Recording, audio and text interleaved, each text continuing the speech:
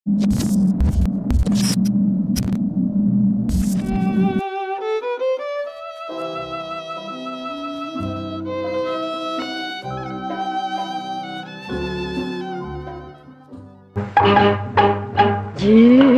rasa gelora,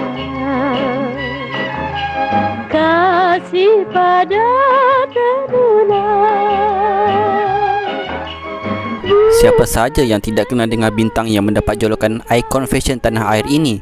Puan Sri Saloma merupakan seorang pelakon, penyanyi dan ikon fashion yang telah memberikan inspirasi kepada ramai wanita sehingga ke hari ini. Saloma atau nama sebenarnya Salmah binti Ismail dilahirkan pada 22 Januari 1935 di Pasir Panjang, Singapura. Bapanya ialah Ismail Osman dan ibunya pula bernama Umi Kalsum Mahpun. Beliau memiliki seorang kakak yang juga seorang seniwati iaitu Mariani. Beliau bersekolah di Sekolah Melayu Kampung Gelam dan tamat darjah 5. Seterusnya menyambung pelajarannya di Sekolah Rockwell. Saloma amat meminati dunia nyanyian sejak kecil lagi, di mana pada peringkat awalnya beliau hanya meluahkan cita-citanya untuk menjadi penyanyi itu kepada kakaknya Mariani, sehinggalah pada usia 5 tahun beliau telah menyanyi dengan kugiran jalanan tempatan di kawasan tempat tinggalnya. Sejak itu keinginan beliau untuk menjadi seorang penyanyi semakin menebal.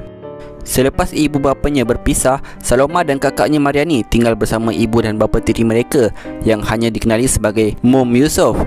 Sejak berusia 13 tahun lagi, Saloma sudah pun menguji suaranya di pentas nyanyian, dan itu pun berlaku secara tidak sengaja, di mana pada suatu hari bapa tirinya, Encik Mom Yusof, telah mengajaknya melihat rakaman pancaragam yang dipimpin olehnya di Radio Malaya. Kebetulan pula pada waktu itu penyanyi Rokiah Hanafi yang dijadualkan untuk membuat persembahan tidak dapat hadir. Maka Saloma telah diminta oleh bapa tirinya untuk menggantikan tempat Rokiah Hanafi. Sejak dari situlah buat pertama kalinya suaranya telah keluar di corong-corong radio. Kemerduan suaranya itu telah menarik beberapa pancaragam untuk mengajaknya menjadi penyanyi. Pada awal tahun 1950-an, Saloma mula melibatkan diri dalam dunia lakonan, di mana ketika itu beliau telah ditawarkan melakon dalam filem Pelangi keluaran Nusantara Film, diikuti filem keduanya Perkahwinan Rahsia dan Norma yang dibuat sewaktu berusia 16 tahun. Pada Januari 1952, Saloma sekali lagi diambil berlakon dalam filem Cinta Murni yang diarahkan oleh A.R. Tompel, dan beberapa bulan selepas itu beliau telah berkahwin dengan pelakon tersebut. Hasil perkahwinannya bersama seniman itu dikurniakan seorang anak bernama Armali bin Aman Ramli. Namun mahliga yang dibina itu tidak kekal lama dan akhirnya mereka telah berpisah. Selepas berpisah, Saloma telah menyanyi di kelab malam, dan lagu pertama yang dirakamnya pada tahun 1954 berjudul Pandang Kasih yang diterbitkan oleh Rahman Ali serta-merta menempatkan Saloma hampir sebaris dengan penyanyi-penyanyi terkenal. Pada waktu itu, ramai yang telah melihat kemungkinan bahawa beliau akan menjadi penyanyi terkenal suatu hari nanti. Seorang penyanyi 50-an, S. Hamid, turut menyokong kuat kerjaya Saloma untuk berjaya di dalam bidang nyanyian. Hasilnya sungguh luar biasa sehinggakan Saloma berjaya menjadi salah seorang penyanyi popular pada era itu, sebaris dengan P. Ramlee, Nona Asiah, Momo Latif, R. Azmi, Rubiah dan ramai lagi. Pada tahun berikutnya, Saloma telah ditawarkan berlakon dalam filem Empat Isteri keluaran Studio Jalan Ampas. Di tahun ini juga, beliau sempat merakamkan beberapa lagu terkenal seperti Burung Pungguk. Oh, burung pungguk, malang nasibmu. Setelah menyanyikan lagu Burung Pungguk, kemerduan dan keindahan setiap patah lagu yang dialunkan olehnya mula dikagumi ramai orang. Tak ada yang mau. Selepas itu, pada 30 Jun 1957, Saloma telah berkahwin dengan seorang mekanik yang dikenali dengan nama Kaswan Yusak. Namun sekali lagi, perkahwinan kali keduanya ini juga turut tidak bertahan lama dan hanya bertahan selama 3 bulan sahaja. Selepas kejayaannya sebagai pelakon dan penyanyi, nama asalnya Salmah ketika itu telah ditukar kepada Saloma oleh pihak Shaw Brothers berdasarkan filem Salome yang dibintangi oleh Rita Hayworth sebagai nama komisionnya. Why do the gods favor you above all men to present you with so divine a gift as Salome?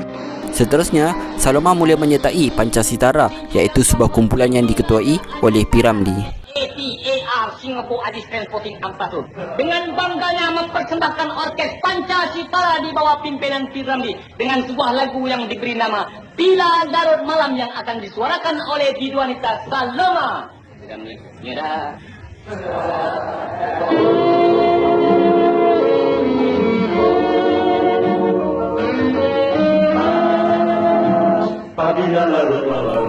Sejak berumur belasan tahun lagi, Saloma sebenarnya sudah meminati P. Ramlee. Saloma jatuh cinta dengan hero filem Aloha itu selepas menonton filem itu untuk kali pertama. Pada tahun 1961, P. Ramlee telah membuat kejutan dengan mengambil Saloma sebagai heroinnya buat pertama kalinya sejak menjadi pengarah. Maka muncullah watak Cik Salma dan lagu Gelora yang begitu melekat di hati para penonton.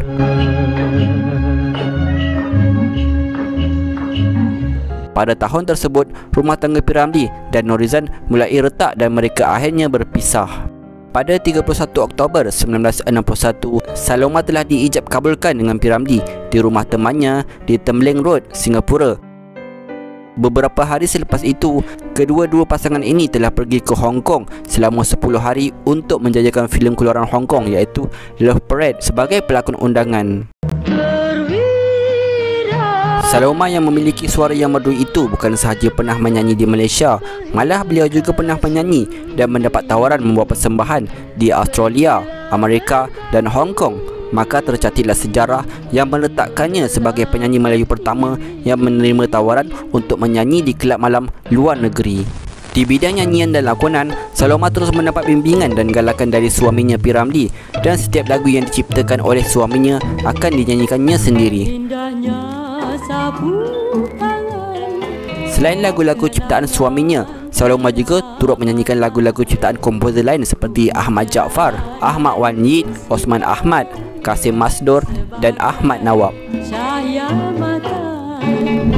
Kelebihan yang ada pada Saloma di mana beliau mampu menyanyikan lagu-lagu berbahasa lain seperti Inggeris, Mandarin, Jepun, Tamil dan Hindustan itu berpeluang menemui bintang-bintang dunia untuk bertukar-tukar pengalaman.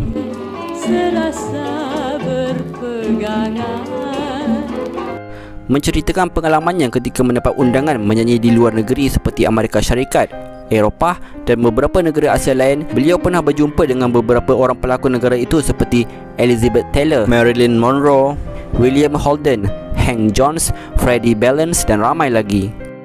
Beliau juga pernah ditawarkan untuk bernyanyi di sebuah kelab malam di Kolkata, India dengan tawaran selama 6 bulan dengan gaji RM1,000 sebulan dan beberapa kemudahan lain, namun ditolaknya atas sebab-sebab tertentu.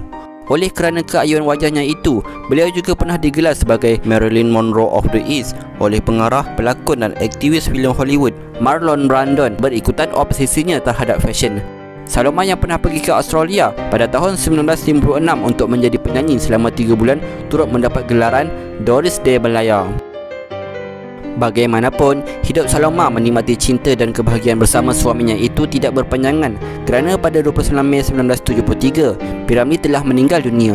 Waktu itu Saloma tergamam dan hampir pingsan apabila suaminya tidak bernafas lagi di pangkuannya pada jam 5.30 pagi.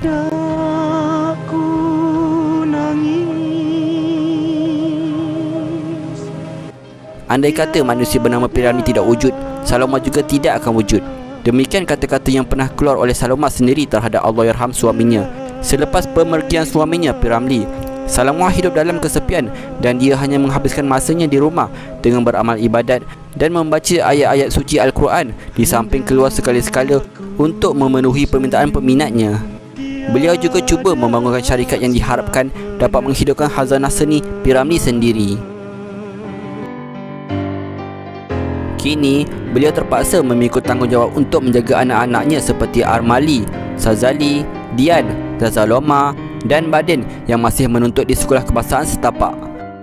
Hatinya yang kian sepi dibebani pula dengan tanggungan membela anak-anak yang kian membesar. Saat itu, separuh dari jiwanya telah dibawa pergi oleh Allahyarham suaminya.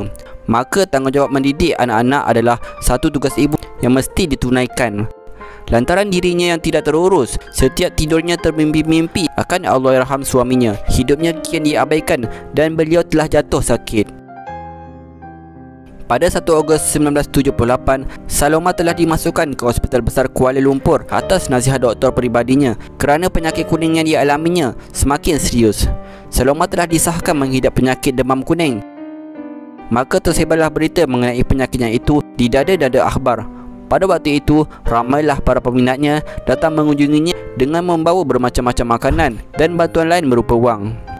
Di antaranya, teman rapatnya telah menderma wang sebanyak RM500. Beliau sangat bersyukur kerana masih ada orang yang mengingatinya serta anak-anak yang sanggup bersusah payah berulang-alik ke hospital menemaninya. Selepas seminggu terlantar di hospital, bantuan lain datang mencurah-curah, antaranya bantuan ikhlas dari Bakti, Badan Amal Kebajikan Isteri-Isteri Menteri dan Timbalan Menteri sebanyak RM1,000 dan derma wanita UMNO Malaysia sebanyak RM400. Beberapa orang menteri dan isterinya juga turut datang menziarahi Saloma yang terlantar kira-kira 73 hari itu. Pada 11 Oktober, Saloma telah keluar dari hospital apabila sakitnya mulai pulih walaupun doktor masih belum membenarkannya keluar. Pada 22 Oktober 1978, kumpulan akhbar New Straits Times telah menganjurkan satu pertunjukan khas untuk Saloma, iaitu Senandung untuk Saloma di Taman Bunga Kuala Lumpur bagi memperingati jasa-jasa Saloma dalam bidang seni itu.